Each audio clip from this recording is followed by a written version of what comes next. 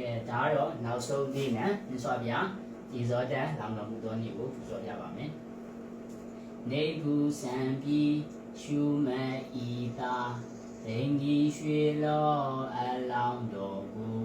ထိုးရောကံဆုံးလာစုပ်ကြုံ၍ကလုံးနေဝဲခုံဝိမနောဓာတ်တိဇောနှင့်ရှင်စောဉာဏ်ဆက်ဒိဋ္ဌံချက်ဖြင့်လန်တက်ကိုယောမိပူဇော်သည်မွေရောရှစ်စိတ်ကျွင်းတဲ့ကိုမဆိုရင်ရှစ်စိတ်တစ်စိတ်မှဆိုရင်ဒီဒီရှိရဲ့ဒါကြတော့ဒီခုနှစ်နေ့ရဲ့အတူကောက်လေးပေါ့မတိကြားစဉ်တွေးစာဘူးနော်ဒါနည်းလမ်းလေးတူကောက်မှတ်လို့ရအောင်ဒါရှိပြတာဖြစ်ပါတယ်ဒါနောက်ဆုံးပူဇော်နေပါထိုခုနှစ်နေ့တာချမ်းမြေကိုဆွေးဆွေးကြည်ဖြူအာယုံယူလျက်သုံးလူတို့နဲ့မြတ်ချမ်းမြတ်သာရှင်တော်ဖျားကိုသုံးမမွန်စွာဝန်တနာဖြင့်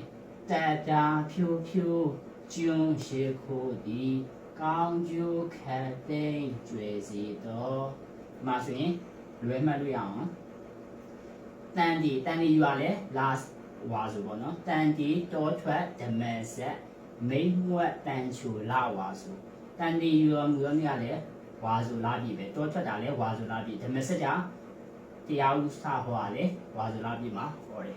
တရားကကြတော့ဖွားပွင့်စံဒီဤလေးထွေမှတ်လီကစုံလားရောက်ပြီးွားရဲ့ကစုံလာပြီနေဗုဒ္ဓနေ့မှာမြတ်စွာဘုရားဟောတော်မူပါလေကစုံလာပြီ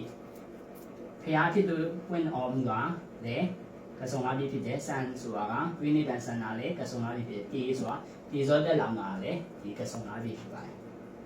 ဒါပြီနော်အားလုံးပဲကျေးဇူးများတင်ပါတယ်နောက်ပြီးတော့ပြန်တွေ့ချင်ပါတယ်